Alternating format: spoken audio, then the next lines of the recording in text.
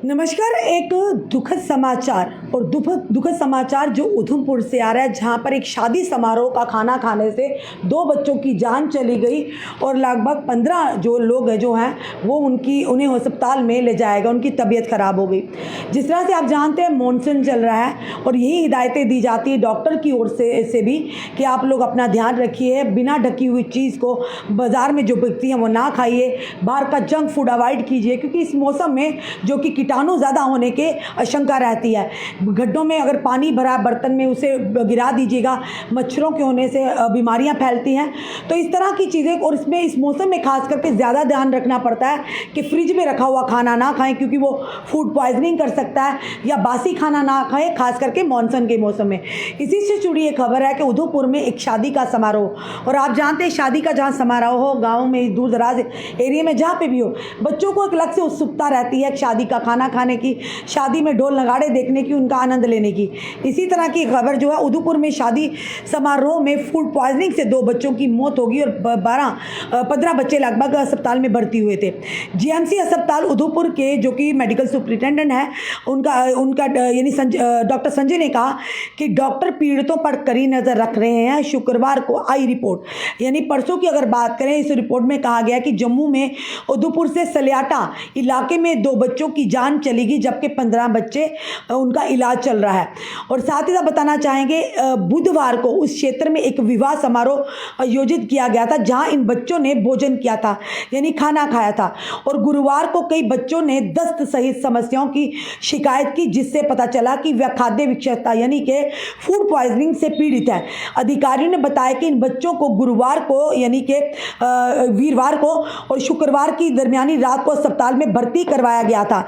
वहीं पर जिसके बाद उनमें से 2 बच्चों की हालत इतनी ख़राब थी कि उनकी जान चली गई, जबकि अन्य का इलाज चल रहा था। जबकि कुछ 6 बच्चों का जीएमसी उधमपुर के बाल रोग वार्ड में इलाज चल रहा था और 3 का इलाज आपातकालीन इमरजेंसी वार्ड में किया जा रहा था, जबकि 2 अन्य को जम्मू के एक उच्च चिकित्सा संस्थान में रेफर किया था। जीएमसी अस्पताल उधमपुर के जो मेडिकल सुपरिटेंडेंट है, उन्होंने कहा, डॉक्टर संजय ने कहा कि डॉक्टर पीड़ितों पर कड़ी नज़र रख रहे हैं।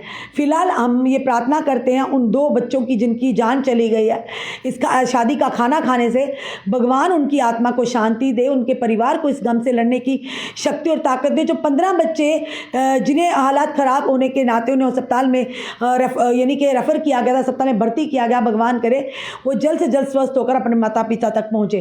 क्योंकि फूड पॉइजनिंग होती है जब खाना बच्चे, कई बार ऐसा भी होता है बच्चे को जो स्टॉमिक होता है या अंदर उनका सिस्टम जो होता है खाने को पचा नहीं पाता है, या कई तरह के बच्चों को खाने की परहेज़ होती है, पर शादी के समारोह में बच्चे इस चीज़ की परहेज़ नहीं करते, जो मिला वो खा लिया। पर वहीं पर ये बड़ी गंभीरता से लेने वाली बात है कि एक शादी समारोह का खाना खाने में लगभग यानी कि 2 बच्चों की जान चली गई और 15 बच्चों को उनकी तबीयत खराब होने के नाते अस्पताल में भर्ती कराया गया।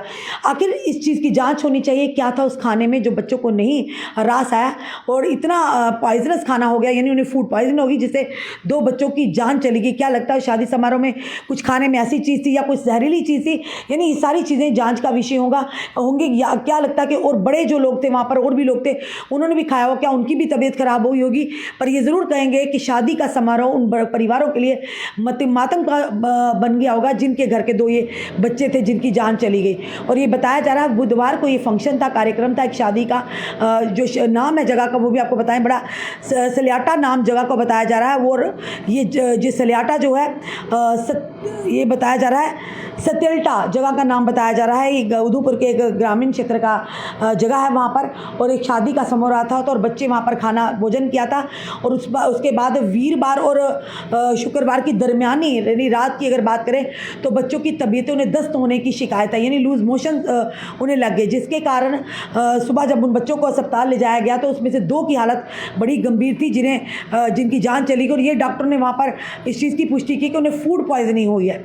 हो सकता है वो खाना उन्हें नहीं पचा होगा, या खाने में कुछ ऐसी चीज़ होगी जो बच्चों को रास नहीं आई होगी, और इस तरह से उन्हें बच्चों को फूड पॉइजनिंग होगी, जिससे बच्चों की सेहत खराब होगी और जिसमें से 2 की जान चली गई है।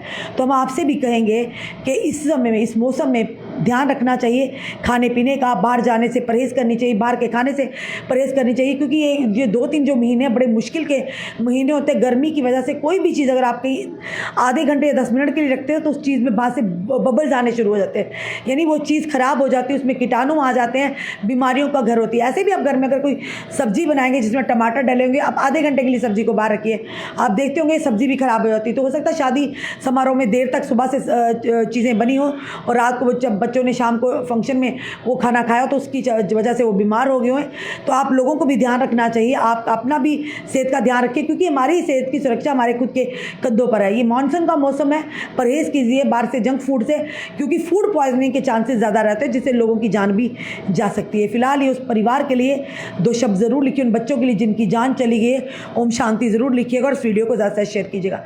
जुड़े रहिए ऐसे हमारे साथ अगले अपडेट के लिए। जय हिंद, जय भारत।